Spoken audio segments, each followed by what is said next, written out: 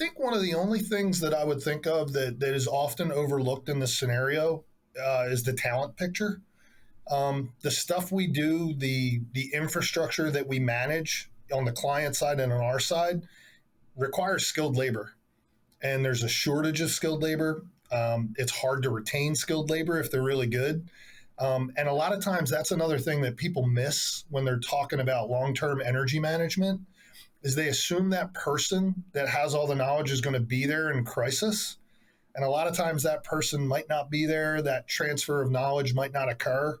And so that becomes another issue that needs to be solved for when you're talking about a long-term energy strategy is where can you get the expertise to manage the equipment, to maintain the equipment, to know that when you need that genset to turn on, for example, it's been put through the paces and it's going to turn on because, again, that's what you're ultimately going for, right? And that all comes down to skilled labor and talent.